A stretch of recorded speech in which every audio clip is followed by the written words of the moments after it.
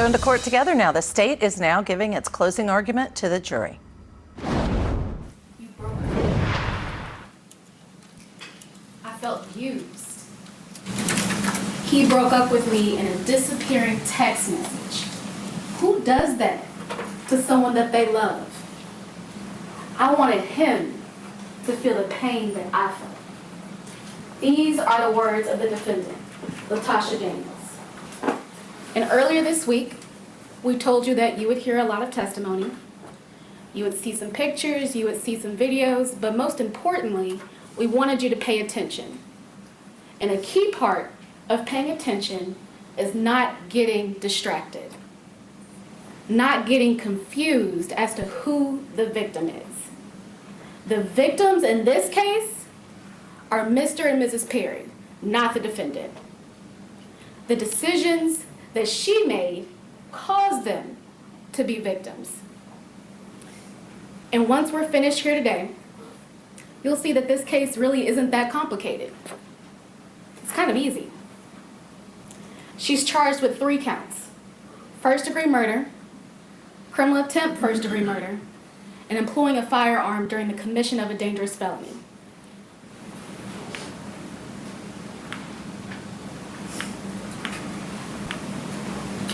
First-degree murder, and you'll see this in your jury instructions, is defined as a premeditated killing of another.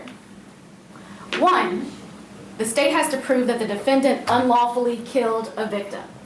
2, the defendant must have acted intentionally. 3, the killing must be premeditated. So, what is considered unlawful? Well, what is considered a lawful killing? One example can be the defense of others or yourself. Intentional. What does it mean to be intentional? Does it seem like an accident? Does it seem like a mistake? Your jury instructions say that something is intentional if it's a person's conscious objective or desire to cause the death of another person. Number 3, premeditation. The killing has to be premeditated. And as we learned in voir dire, premeditation doesn't have to be a specific length of time. It could be 2 seconds, 2 days, 2 weeks, 2 months. There's no time frame. It just means that you had to think about your actions and you had time to reflect.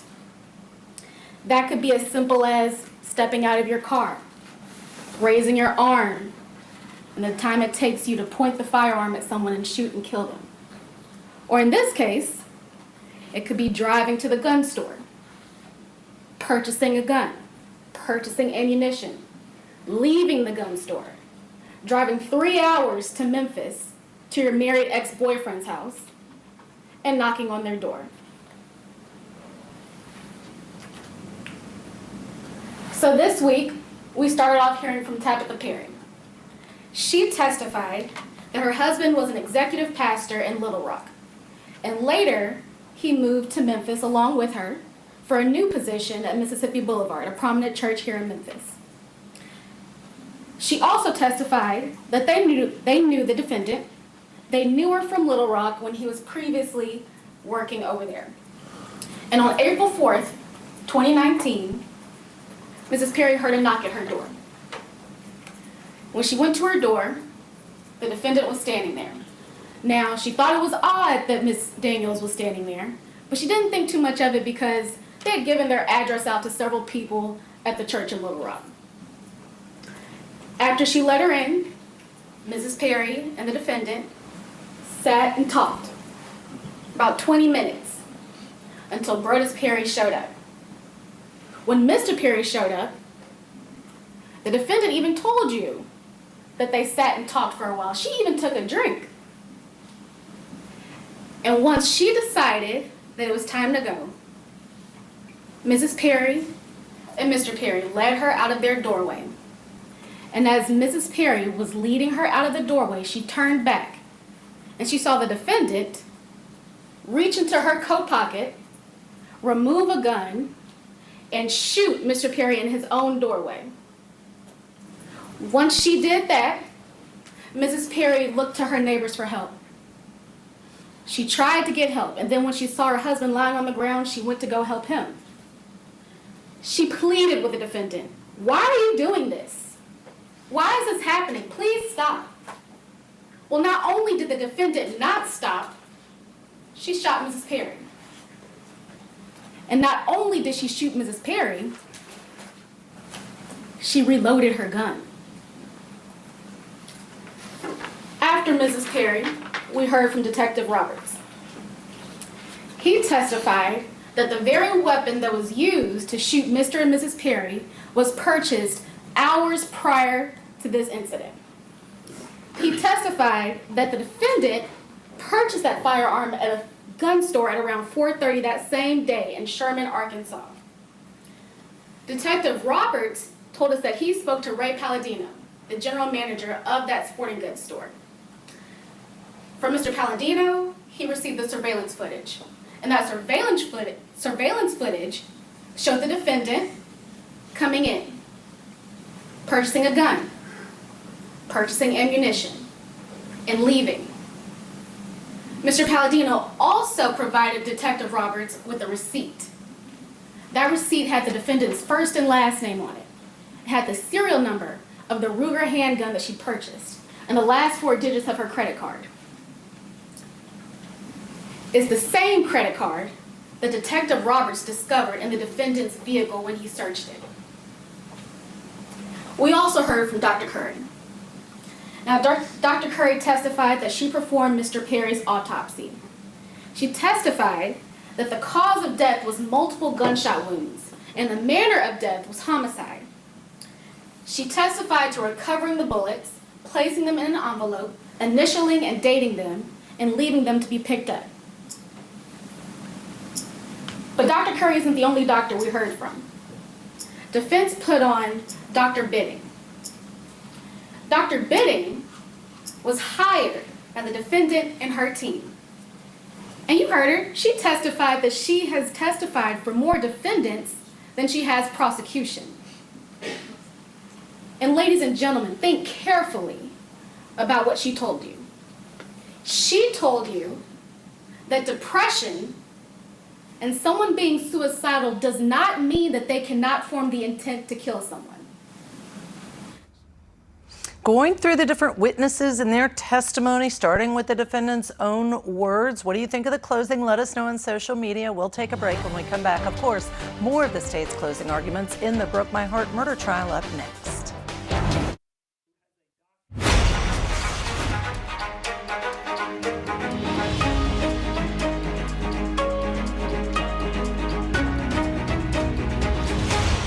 Welcome back to Court TV Live. I'm Judge Ashley Wilcott. Let's turn now back to Tennessee, where closing arguments are underway in the Broke My Heart murder trial. Defendant Latoshia Daniels is accused of fatally shooting her married boyfriend and injuring his wife back in April of 2019.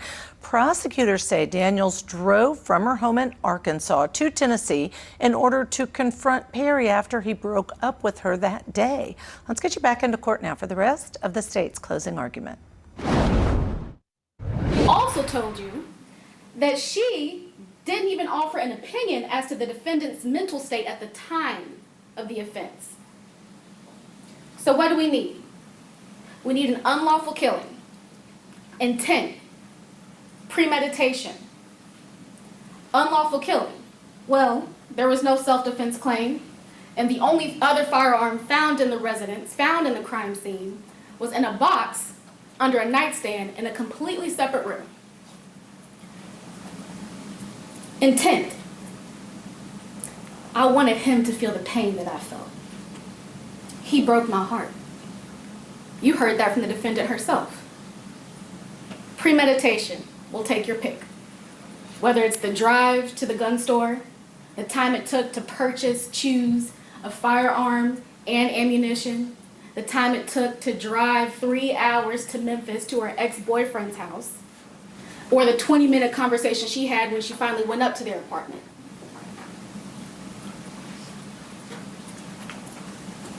Criminal attempt first-degree murder.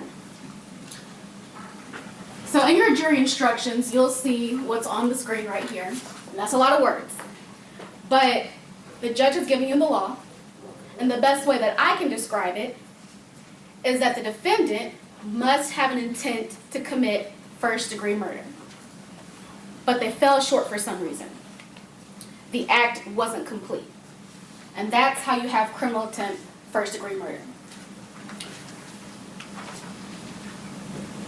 We heard from Tabitha Perry, and she testified that she was shot in the shoulder. After the incident, she was transported to the hospital, and the doctors left the bullet inside of her. It wasn't until later that she had to get it surgically removed. It was causing her extreme pain, and by the time that she got it removed, it was poking out of her back. And even today, 6 years later, she is still suffering from pain from that incident. Now let's talk about transfer of intent. You heard in your jury instructions that sometimes when you intend to kill one person and you don't kill that person but you kill another person, that is how the transfer intent happens. Tabitha Perry testified that when she spoke to the police, she told them that she didn't even believe that the defendant meant to hurt her.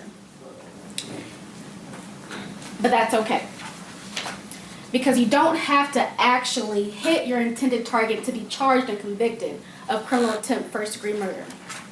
As long as you had the intent to kill one person, it doesn't matter that you accidentally shot or you actually shot someone else. Your intent is still there. The only thing that's different is the person that got hurt. Employing a firearm during a dangerous felony. So on the screen here, it says that any person who employs a firearm during the commission of a dangerous felony is guilty of a crime. The state has to prove that 1, that the defendant employed a firearm. 2, the employment was during the commission of or attempt to commit criminal attempt first-degree murder against the alleged victim, Tabitha Perry. And 3, that the defendant acted intentionally, knowing, or recklessly. In addition to Mrs. Perry's testimony, we heard from Captain Draper, Officer McLean, and Special Agent Broxane. Draper testified that he and McLean were a few of the officers that responded to the crime scene on the offense date. And when he got there, he witnessed the defendant holding a firearm. She refused to comply with orders. Captain Draper testified to the non-lethal force that was used to unarm her. Officer McLean testified to securing and clearing the weapon that the defendant had in her possession. He noticed that there was nothing in the chamber, but yet there was a magazine in the gun. Special Agent Sane testified to the ballistics. He examined the Ruger, the casings, and the bullets from the medical examiner. He determined that all the cartridge cases and the bullets had been fired from that same handgun that was recovered off of the defendant. And now we're back at the beginning.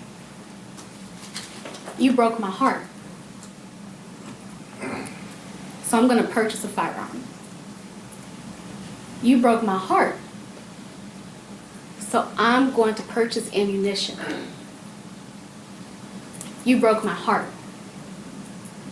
So I'm going to take that gun and the ammunition and drive 3 hours away to your home. You broke my heart. So I'm going to knock on your door. You broke my heart.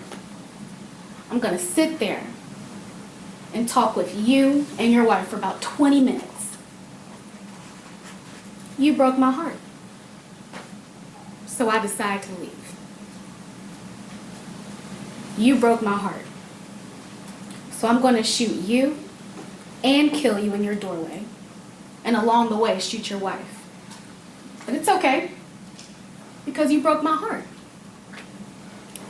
Decision after decision after decision. Ladies and gentlemen, if a broken heart was an excuse or a defense to murder, I wouldn't have a job. The standard of proof in this case is beyond a reasonable doubt. Not 100% certainty, not beyond all doubt, not beyond a shadow of a doubt. What's required is certainty that lets you rest easy at night. And now it's your turn. After you consider all of the evidence and apply the law that the judge has given you and use your common sense, the state is confident that your verdict will be guilty as charged. Don't let a broken heart distract you from the human life that was lost. Thank you. And may we approach? Yes. Still with us, defense attorney and former head prosecutor Bob Bianchi. All right, Bob, what do you think overall of the closing argument? You broke my heart. I'm going to buy a gun, drive 3 hours, walk in, talk, broke my heart, broke my heart. That's what I thought, too. Tell us more. I was very compelled. I think the prosecutor was amazing. I as a trial lawyer who's pretty good myself, I was saying to myself, could I pull this off? She did a great job with the law, explaining the law, using the law to her advantage, bringing it down to common terms to a jury in easily understood language. What I really loved about her was that she was also spicing in some great things. She took the most important part of the case. You broke my heart. And I always say this, she did the principle, Judge, you may even have heard me say this before, looping. And she kept using it over and over again in a very colloquial way that would resonate with the jury to over and over again emphasize the motive. And while at the same time, in great detail, showing all the steps it took for her, the defendant, along the way to show that this was not passion and overwhelming of reason, but rather a purposeful attempt to kill, in fact did kill, and attempted murder with the wife because you broke my heart. I gotta tell you, I think this is one of the cleanest, best jury impactful closing statements I've seen in a murder trial in all the years that I've covered cases on multiple networks, Judge. I thought it was phenomenal. And that is such high praise coming from you. And I will say this, she didn't go too long. I was afraid at first she'd get into too much of the testimony. She didn't. It was a good length. And then this line is what stuck with me, and then we need to take a break. If a broken heart was an excuse or a defense, I wouldn't have a job. I think that summed it all up, right? All right, Bob, stand by. We are going to hear the defense's closing argument. That's next in the Broke My Heart murder trial. Here you are, responsible for the lifelong torment of an entire family. Is that evil in your mind now? So now you've taken her mother's life, and you heroically step in to console her. I knew it was wrong, but yeah, I still did it. Did you murder her mother to try and drive her back into your arms? Oh my God. Interview with a Killer. New episode Saturday night at 8 Eastern and Pacific, only on Court TV.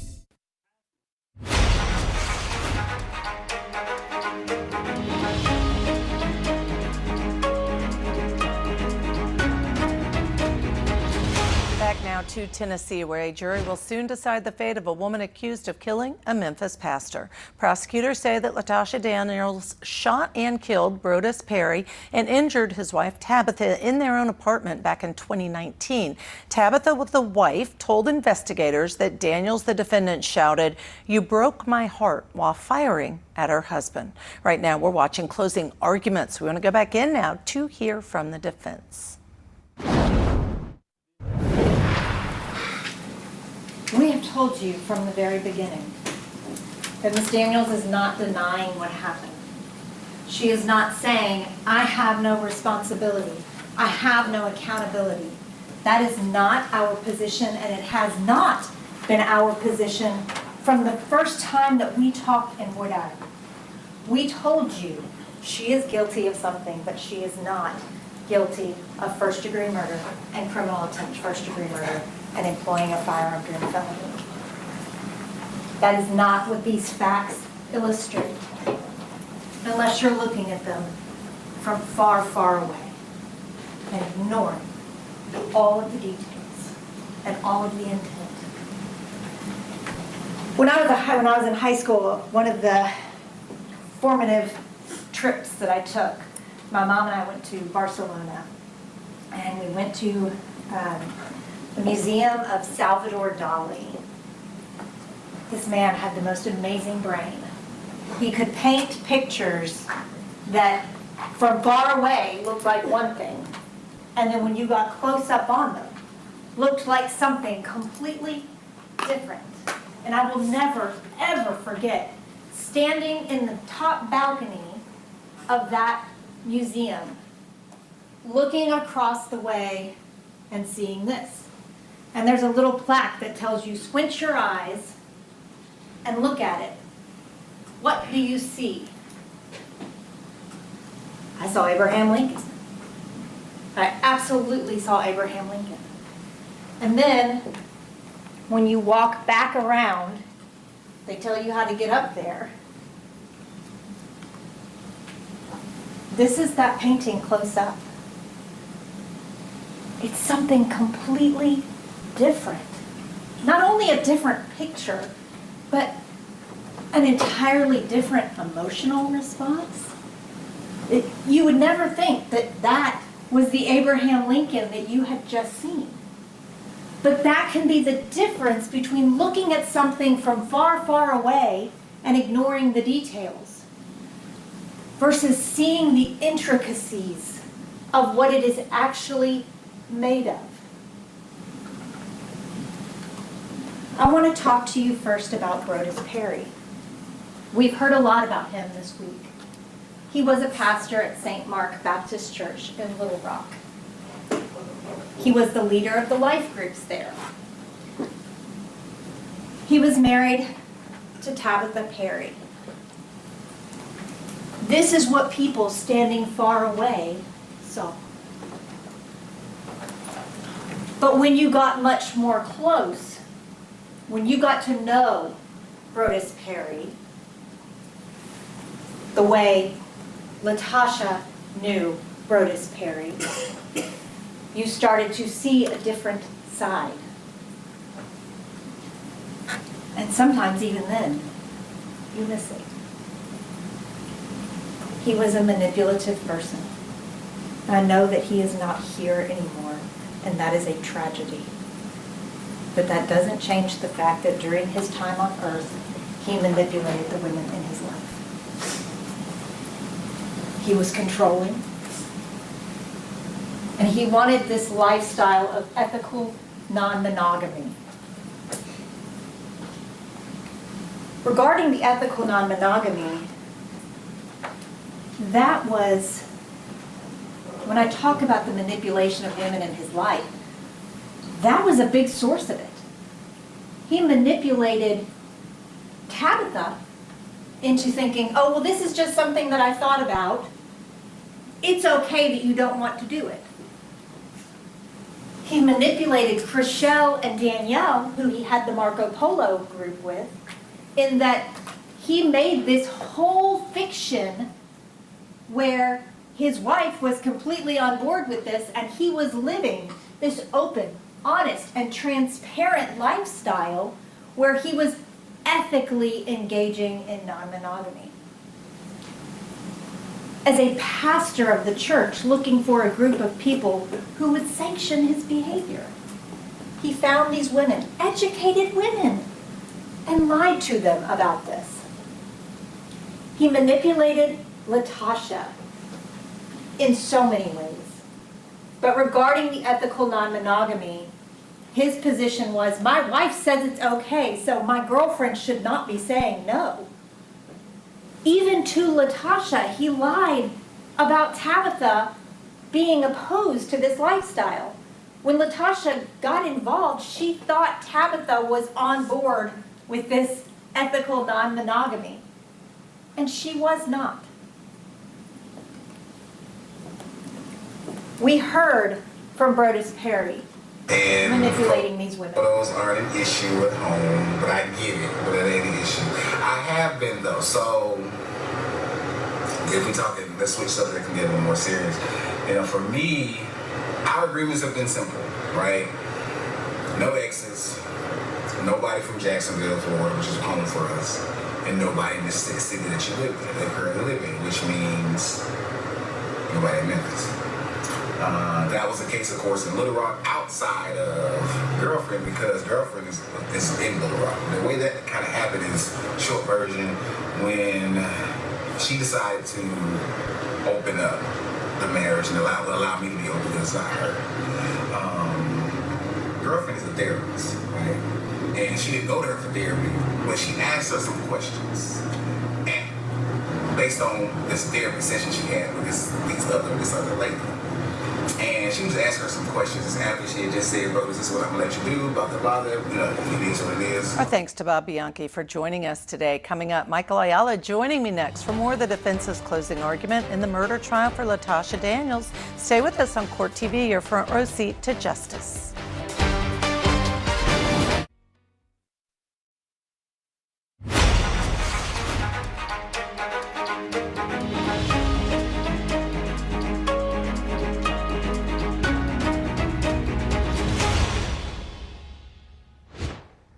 Welcome back to Court TV Live. I'm Michael Ayala. And I'm Ashley Wilcott. We want to head now back to Tennessee, where closing arguments are still underway in the Broke My Heart murder trial of Latoshia Daniels. She faces up to life in prison if she is convicted of killing her lover and former pastor Brodus Perry, and she also shot and wounded his wife Tabitha back in April of 2019.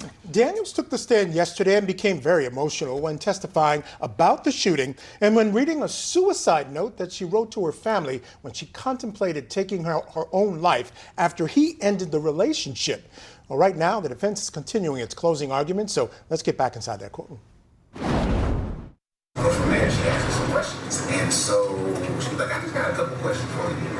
And, you know, they were going to play tennis together. She was one of the life group leaders. And so we had rapport. We had rapport. And she asked a question and it was like, yeah, blase, I'm thinking about this. And what do you think about this? Or what do you think X, Y, and Z could potentially become from?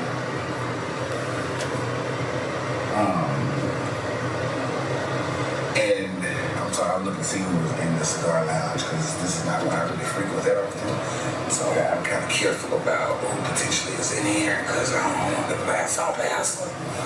You know, I really want to go in and go chill in the back, but I'm not a member. But yeah, I'm trying to debate on what to go in there now. But anyway, so the next thing that she shared with her was, you know my husband like you, right? Well, he thinks you're attractive. And she was like, what? He's like, yeah, I know what he likes, and he thinks you're attractive. Not that he's been rude or anything like that. We've had conversations. Well, you know, we did, because like one time we was hitting around having a watch. And she asked me, I was like, well, you got to get it. I ain't going to get it, so I'm coming across with this creepy guy, right? We're trying to spice things up. In that regard, even though that was even somewhat limited with the idea of somebody watching it, that's neither here nor there. But when the question came up, it was her, right there. The shit she asked, well, who would you want? And that was the first thing I said. She's like, I know you like her. I know why. So anyway, so she said, like you know, blah, blah, blah. And she said, well, if you were interested, just, I'm not saying that you are, but I'm also saying I've given him this X, Y, and Z, and he may come your way. And she did. But she's like, okay, cool. So we had a conversation. And after that, that's when the whole nobody in the city thing came up. It was more like, I'll give you a pass with her because I essentially gave you the alley. But nobody. So I'm trying to figure this. So fast forward, that's a whole lot of shit, right? Trying to get the way. So I've been thinking about the past couple weeks in terms of expanding, my ethical non-monogamy, and just kind of, so my wife, her and I, we were chatting over there. I was like, well, baby, I got a couple questions. I'm just curious, She knows about the group, everything like that. So I was like, when do you want to know? When do you want to know that there's someone who has my interest or someone who I would like to pursue? Do you want to know the moment that I feel like it's more than just banter? Do you want to know at the moment that I would like to begin to banter? Do you want to know once I feel like it might be a thing beyond banter, or what, because this is kind of new for us, right? Because, girlfriend, Tasha, that's easy. That's been 2 years. That's been it for the most part. Outside of me going, that's out my birthday. But it's kind of been easy in that regard. So just trying to figure out what does that look like. So just kind of really thinking through where I am with that, right? Where I, in terms of those. So there's a lot of newness. I kind of said that just to say that there's still.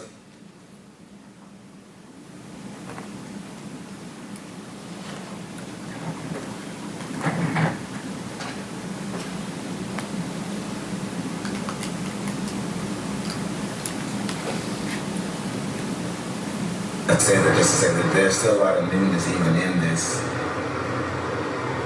ethical non-monogamy that I'm wrestling with. And it's fun, right? It's fun, it's interesting, it's causing us to communicate and chat and really talk again about different things that we kind of, in a real sense, have been settled to some degree.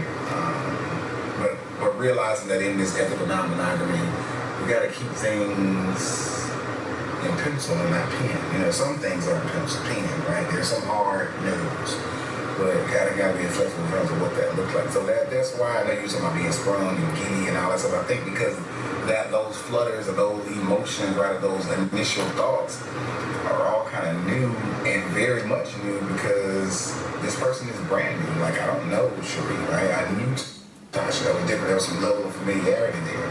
And that's typically how I've always engaged with it, right? With some level of familiarity. I cannot, whether being in the same class again in terms of college or something like that, I've never kind of quote unquote cold called anyone. If that makes sense. Because I'm not, I don't think I'm that guy. So, yeah. Thanks for coming to my TED Talk. I don't know if I'm gonna go in here, but now I'm thinking how far would we go downtown? Because I'm like, there's a lot of folk in there. I don't know if I trust who's in that room right now. Shit. I just need to do better with smoking houses, cigar houses.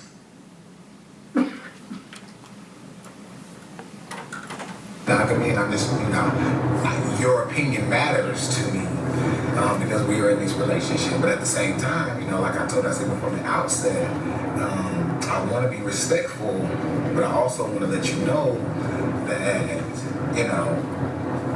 your opinion matters. But at the same time, I don't want you to put me in a box, right? Because while we talked about it in theory, this is now the practice part. And with Tab being perfectly fine with, the situation, because how I've handled and been honest and transparent and open with her with regard to this current relationship, me expanding it is not an issue for me. Basically, she told me, hey, we can talk about it when you think it's worth talking about. But the way that you handle this, I'm fine with, and I trust your judgment because you haven't given me a reason not to.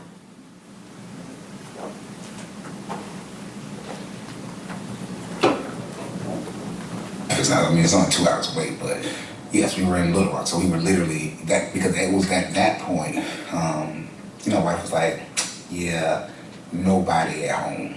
Like, this is an exception because I kind of threw you that, but no, you ain't dealing with nobody at home. Like, that was Jacksonville, so our hard knows, no Jacksonville, which is hometown for us, no exes, and no place in your current city. Those are the hard no's, right? She got an exception because it was there that she realized, well, yeah, I don't think I want him to be dealing with all these people, all these women, and no doubt these women would be in the church because that's all we do is kind of hang around, or in the community or close enough. So it was kind of one of those things. But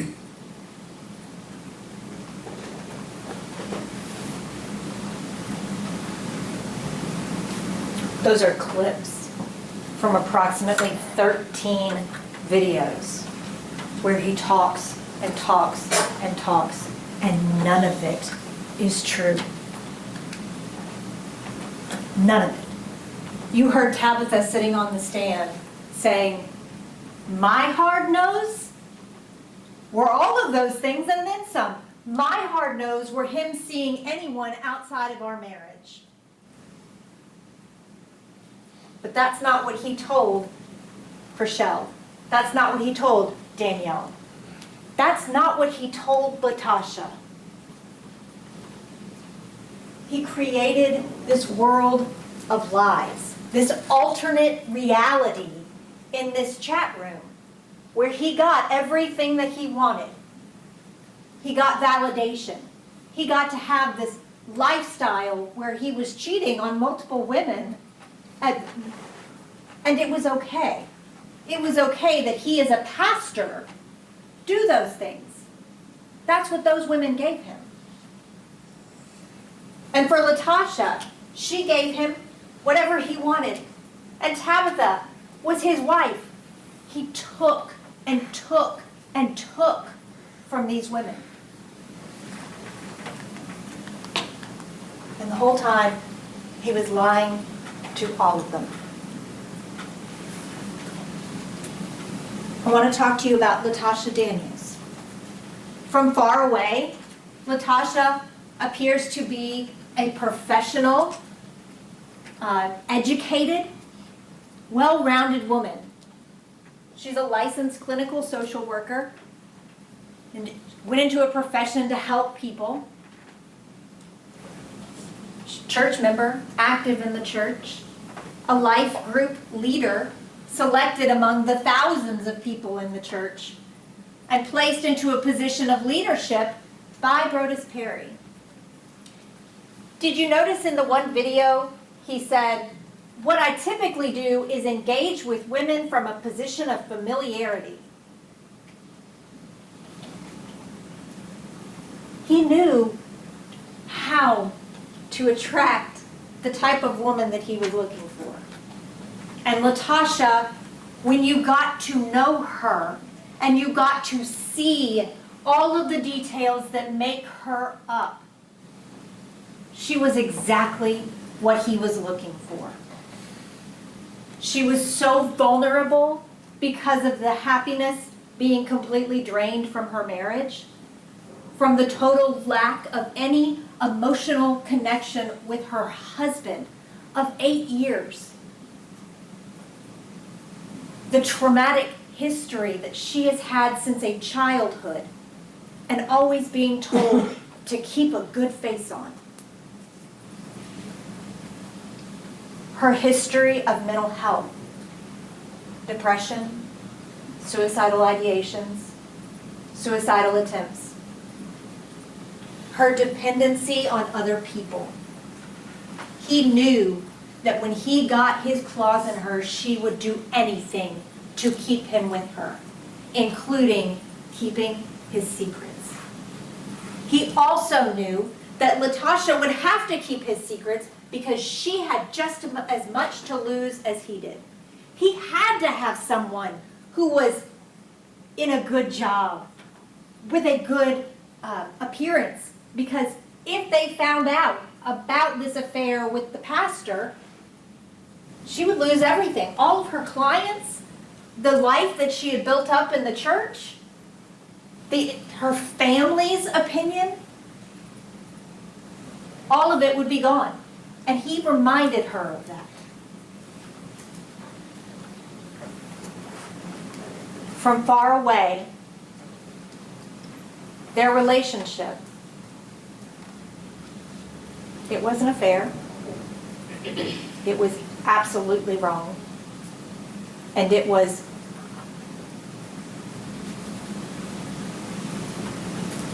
neither of them took Tabitha's feelings into consideration. Neither of them. And they should have. We need to pause it there to take a break. When we return, the defense continues its closing arguments. And the mother of a missing 9-year-old girl in California has been arrested, but not for what you think. We'll have those details coming up next. So keep it here on Court TV, your front row seat to justice. Tonight on Closing Arguments, a 10-year-old arraigned on attempted murder and rape charges after a brutal attack on a little girl. We'll bring you the latest in this tragic case. Closing Arguments with Vinnie Politan, tonight at 8/7 Central, only on Court TV. Sunday nights on Court TV. Join us for a night of food, friends, and our favorite legal dramas. It's Order in the Court, and this week, We're binge watching Bull, Sundays on Court TV.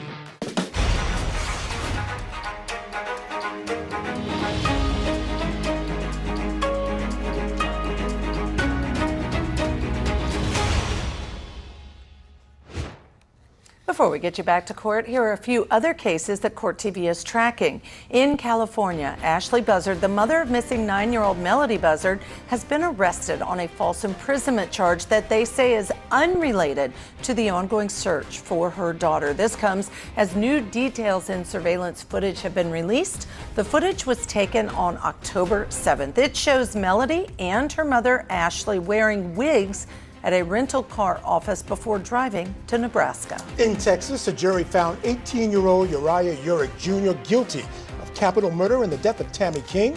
Tammy was the grandmother of Urick's girlfriend, Tara King. Prosecutors say the two teens killed her because she didn't approve of their relationship. And in Indiana, family members of a 5-year-old child who was allegedly starved to death are suing the child's mother and the Indiana Department of Child Services for not doing more to help her. We want to caution you, this next video of Kinsley Welty's legs may be hard to watch. This picture of Kinsley's legs, thighs, and knees was taken on the day she died. Her father and paternal grandfather claim she was subjected to years of torture and abuse. Kinsley's mother, Toni McClure, has been charged with her daughter's murder. Here's what the lawyer representing Kinsley's family had to say about the lawsuit earlier today. For much of her life, she knew only deprivation, hunger, pain, abuse, and darkness. Her mother and her grandmother let her down, tortured her, actively punished her. She was starved, deprived of food. She was kept in a closet for 5 months, 20 hours a day.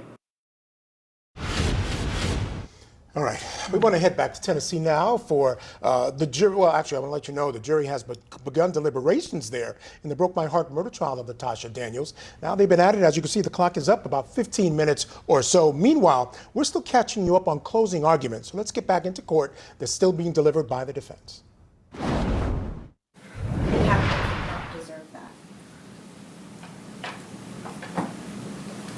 But especially at the beginning, if you looked at that relationship more closely, there was a lot of love there.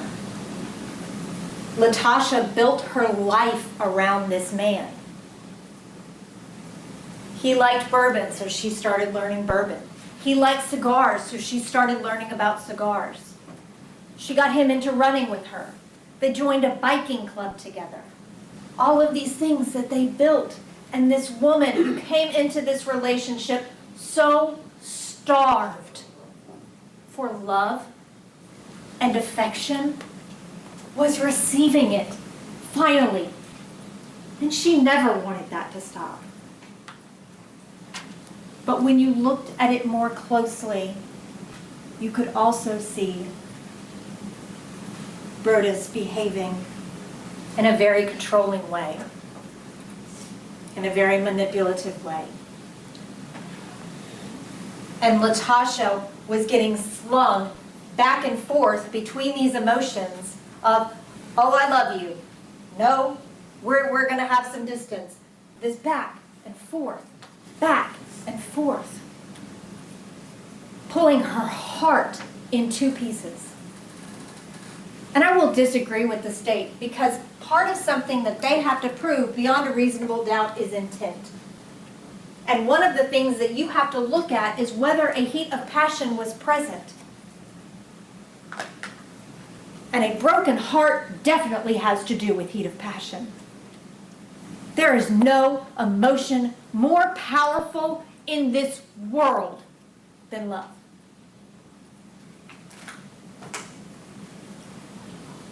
When she was with Brodus, Latoshia was required to follow certain rules. Rule number 1 that she learned on day 1. You download the Confide app you use it the way I tell you to, and you only communicate with me in this manner unless I tell you different.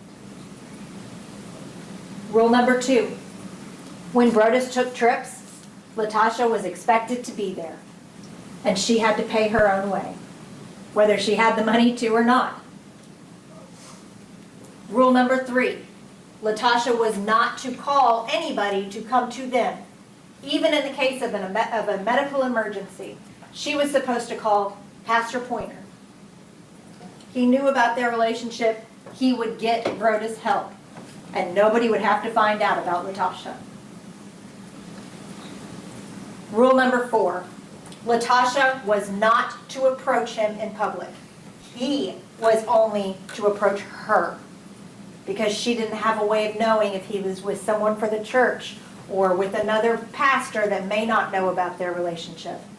Very strict rules on what and when she could say to him.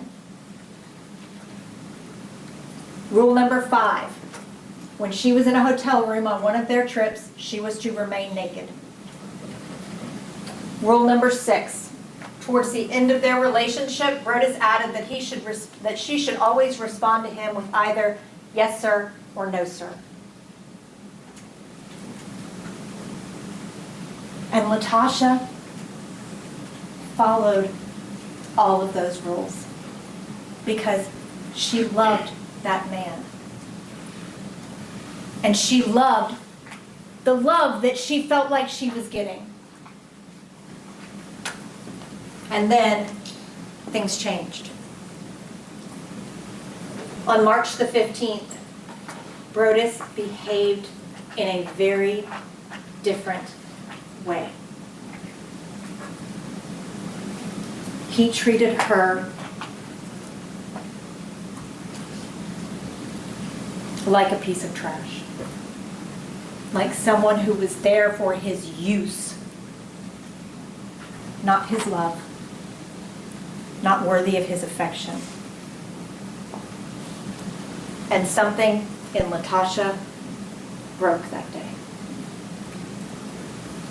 And she decided that she was going to end her life. And yes, she did want him to feel that pain because it was so much pain in her. And she came and never once threatened him. There was never a single allegation. Joining us to discuss, criminal defense attorney and former assistant prosecutor Franz Borgart for Fridays with Franz. What's up, my man? Welcome back. Yes, nice to see you and be on with you. All right, listen, she's really recounting a lot of the defendant's own testimony on the stand, and I was sympathetic to what the defendant had to say. It's not an excuse for shooting and killing the pastor, and I have some words for him I won't share, but having said that, it's not a defense, it's not an excuse. However, do you think this closing may help convince at least one juror to be sympathetic and find a lesser? Is it a bridge too far, Judge, to put ourselves in her shoes and to believe that she was so used, so manipulated, that there was so much unrequited love and control that this somehow caused her to snap such that she did the crime she did? And that's the ultimate question. It's not a whodunit. It's guilty, but of something lesser. And I got to tell you, I'm divided on this one, guys, because on the one hand, who hasn't been rejected and by the way, rejected and not go kill somebody versus someone who can look at this situation and say, you know, love makes us do a lot of really astronomically stupid, irrational things. So I don't know, Judge, I'm just going to say it. It's not a defense, and I don't think it meets the threshold of a lesser included crime. Yeah. Fair enough. Like the prosecutor said, if broken heart was a defense to murder, I'd be out of a job. Yep. I thought that was a fantastic line. Mm-hmm. But in the defense's defense, they have this little story that they're weaving. This was a manipulative guy, really manipulated a woman who was in emotional turmoil. Yes, we all get that. Nobody likes the victim in this case. It's not enough. But she talks about this emotional whiplash on the day of the murder. Earlier in that day, April 4th, she realizes, he texts her and says, it's over. She decides to write a suicide note. She's going to kill herself. She goes to the store, buys the gun, the lowest, cheapest gun they have. She's not trying to hurt anybody. She's buying the gun just to kill herself. She decides while driving to wherever she's going to go to kill herself, to go to Memphis and see if she can work this out. It doesn't work out. He rejects her again. She kills herself. They call it emotional whiplash. Well, if you listen to the story that way, if you tell that story just right, Franz, with real talent, I think you might find a juror or two to buy that. Well, look, Michael, I'm a firm believer in love. I'm a lover, not a fighter. But that said, you got to hate him just the right way. And look, the defense is doing an excellent job. Michael, Judge, they're doing an excellent job making him unlovable, making him some person that was in a position of control, position of authority. Do I believe that she was manipulated and controlled? Absolutely. I believe that 100%. I just don't know. Look, they're doing a good job. Michael, I don't disagree with you. They're doing a good job doing what they can with what they have. And maybe it works. Maybe it works because, look, at the end of the day, where they're aiming is for a lesser charge. And maybe that jury will compromise on that. Yeah, and I think it really boils down to how much of her testimony they actually believe. I agree, and I did find her credible. I did, but maybe they went a little too far. Yeah, there were too many different things where I that started rolling my not eyes. as coincidental. Yeah, I think you may be right. All right, Franz, stand by if you would, please, Sarah. We need to step aside. The defense continues her closing argument when we return on Court TV Live.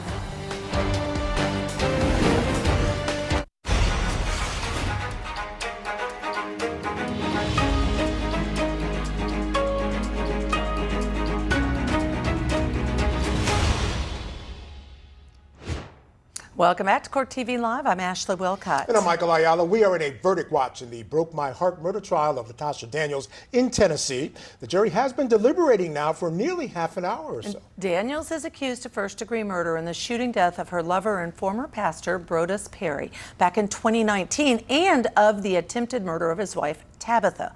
While we wait for that verdict, we want to get you back to closing arguments by the defense. Allegation that she put him in any danger or threatened him or ever even pointed the gun at him. She actually gave the gun to him once he talked to her for about 2 hours.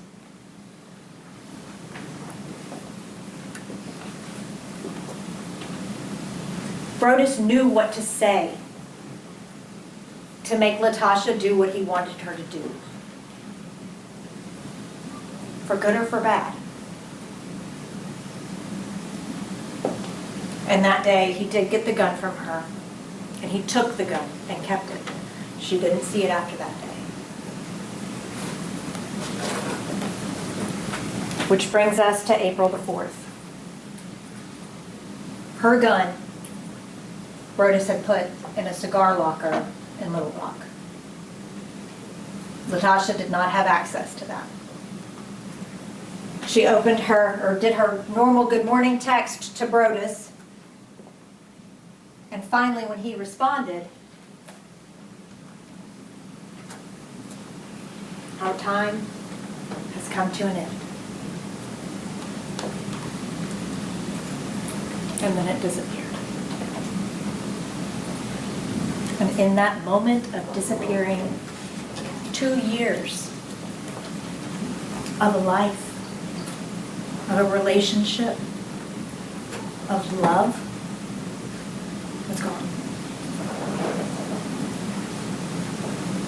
And Latoshia was still emotionally fragile from the traumatic experience on the 15th in March. Still suffering from those pains, but trying to work through it.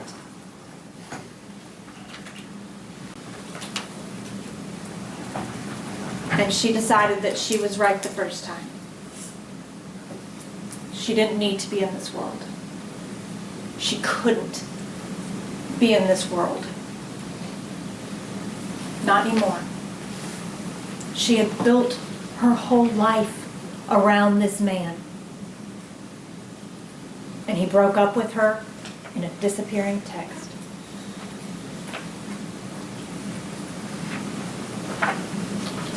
She apologized to her family and tried to make them understand that this is not something that she just thought about, that she's been struggling, and that the struggle was just too much. For this deeply religious woman to feel like God couldn't answer her prayers anymore because she was so deep down in this depression is just heart-wrenching. And that was at 3:14 p.m. on April the 4th.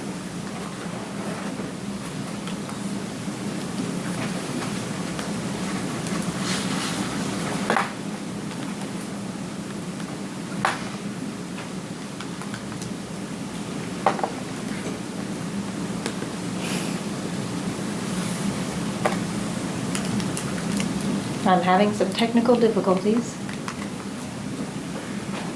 Okay. There we go. And so, after writing that suicide note, she did go to buy a gun. She didn't have one anymore, and she was going to kill herself. Yes, she planned to go buy a gun. That happened. She did not plan to go buy a gun to hurt anyone other than herself. She walked in, and you heard Mr. Palladino talk on the stand about the range of sizes and weights and prices. If you recall, when he talked about 9mm weapons, he said the cheapest 9mm weapons are in the 200s. He said that the gun that she chose is a small gun.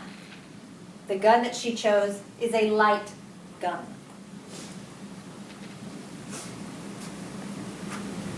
And when she went to that store on April the 4th, she checked out at approximately 4:47 after going through the background check and clearing it. And if you look, that gun cost $229. She bought the cheapest gun they had and just whatever ammunition they told her to get, because this was going to be the gun to take her life. So why spend a lot of money on it? After she left the gun store, she went back to her house. She did not want to stay there long because she was afraid her adult son would come home. Poured the bullets out on the bed, grabbed a handful, shoved him in her pocket, shoved the gun in her pocket, and left after leaving him as much money as she could leave him. I think it was $500. She got in her car and she started to drive. She was not driving to Memphis, Tennessee. She was driving to Jacksonville, Arkansas, to Johnson Park. This was a place that had particular significance to her because of various names associated with it. Brodus Perry was from Jacksonville, Florida. Her ex-husband's last name was Johnson, and her dad's name was Ray.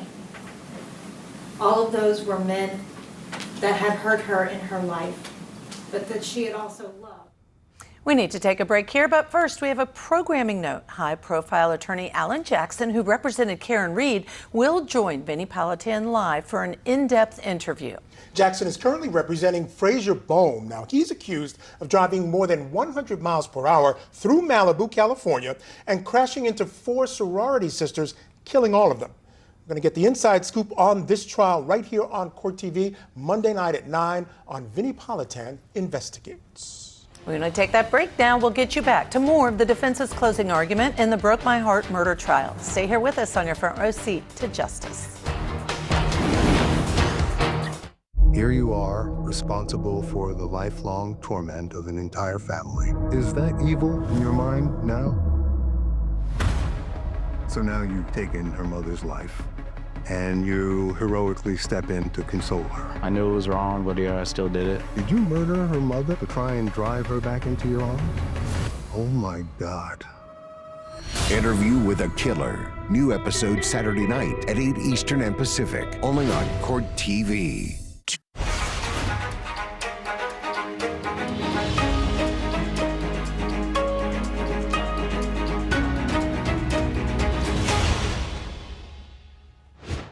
All right, folks, before we get you back to court, I want to bring back in criminal defense attorney, former assistant prosecutor Franz Borgard to discuss. Now, Franz, I want to take you back to the testimony of the forensic psychologist in the case. She was called by the defense, and on direct, she talked about the fact that she talked to this woman, the defendant, came up with major depressive disorder, some kind of trauma disorder, some unspecified personality disorder, but on cross, she was asked, did she know what she was doing when she shot these people? The answer was yes. How does that affect the ultimate thing that the defense is trying to do, get this lesser included? So, unable to distinguish between right and wrong is an effort to try to get her outright acquitted. And I don't know that that's the tactic of the defense. I think the tactic of the defense is give her something less. Give her something less than the top charge. And look, I think both can be true. I think she can have all these mental issues and simultaneously snap, or Michael, she can have all these mental health issues and still know what she's doing and want to have done what she did. So, both are possible. And if the jury says, you know what, it's a bridge too far, then they don't give her a lesser included charge. If they are sympathetic to her, if they look at her testimony and say, you know what, I wouldn't do it, but I can see where she was coming from, maybe she gets a smaller consequence. But if it's a lesser, is it a potential jury nullification? Because I think the evidence, a jury could conclude she's guilty. I question if the evidence would be otherwise unless it's a sympathy factor because of what you just said. So typically a manslaughter or lesser charge to murder is based on some kind of heated passion, heated moment, snapping. Those are non-technical terms, but those are essentially nationwide what the lesser manslaughter charge is. The problem is, I think there's a strong argument by the prosecutor that she had specific intent to know and want to do what she was doing. And look, she may not have gone over there with the intent to do what she did, but she certainly formulated that desire and then she did it. So I agree, Judge. I think it would be a straight nullification and not a decision on their part based on really the facts and the law. But you know what? Jurors get to make that decision. Yeah. And, they do strange things. Yes, they do. Yeah, and 12 of them, we're going to see what they decide in this case. Just a reminder, they are out deliberating for 43 minutes now. In the meantime, let's go back to court for more of the defense attorney's closing argument.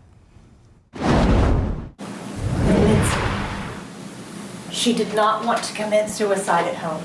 She did not want her adult son to find her, to have to go through that. She knew that her suicide would be hard on him, but she didn't want that weight on him. At that point in time, she believed her son would be better off without him.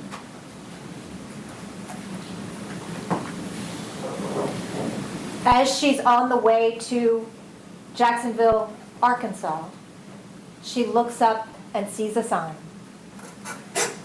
And that sign said, "This way to Memphis." And Latasha thought to herself, if I can just see him one more time, I can find out why he is doing this, why he wants this to be over. Maybe I can change his mind. Maybe he will see that he still loves me. Maybe he will tell me that I am still worth loving. Maybe he will give me that reason to live.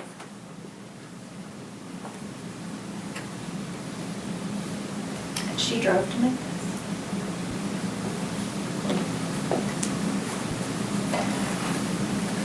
I want to ask, how many times have you been in your car running through thoughts in your brain as they race, and you analyze, and you're thinking, and all of a sudden you look up and you were like, how did I get here?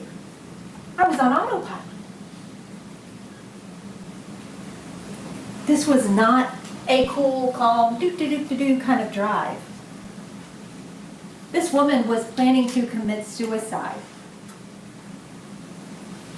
This was not a drive to hurt anyone. She wanted to talk to him, not to hurt him. And she did talk to him. She went to the Pocket, which is a cigar lounge in downtown. She knew that he goes there on Thursdays. His wife knew the same thing. It was a frequent place that he went, not just on Thursdays. And Latasha saw him and did as she was supposed to, walked past him until he acknowledged her. When he acknowledged her, they were allowed to engage, and she talked. They said that they sat there and talked for a long time. So long that the valet pulled the car away. And finally, by the end of the conversation, Brodus had said, look, we can be together if you're going to be okay with the ethical non-monogamy. And Latasha said, then I want us to tell Tabitha. And Brodus said, okay, we'll go tell Tabitha. You go to the apartment, talk to her about tennis, talk to her about, whatever. Tell her you're in town for a conference. We'll tell her together. And so Latasha goes to their apartment. It's unclear exactly what time she arrived at the apartment. It was somewhere between 9 and 10 o'clock, but either way, for the purposes of the timeline, we have that span that we don't have an exact time for. Some things we can get exact times for based on evidence, like that receipt, or if there's a phone call or something like that we can tie exact times to. We can't with this. Somewhere between 9 and 10 o'clock, Latasha indicated that she remembered the news came on. So fair assumption there, 9 or 10. And this was in Collierville. Tabitha answered the door, and Latasha came inside. They sat on that couch and talked for 10 to 20 minutes. At no point did Latasha ever raise a gun to Tabitha. At no point did Latasha ever threaten Tabitha.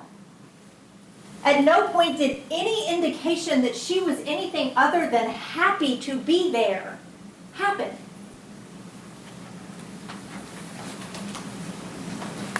And then Brodus got home.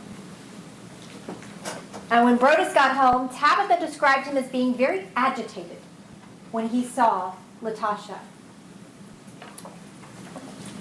Did he think he called her bluff? That she wouldn't really go? He knew that she was having second thoughts. Did he really think that she was going to go into the apartment and tell Tabitha after 2 years? And she was there. And he was facing down the possibility of having to confess to his wife. And instead of doing that, he offered her bourbon.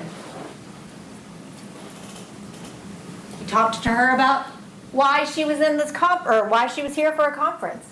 And Latasha, when he walks in, becomes confused and off balance because she thinks this big conversation is about to happen and he's just making small talk. Even going so far as to say, well, if you're drinking, we probably need to clear those clothes off the guest bedroom. Latasha had never been there. Thank you so much to Franz Borgart for joining us tonight. All right, folks, stick around because in our next hour, the jury continues deliberating in the fate of Latoshia Daniels in the Broke My Heart murder trial in Tennessee.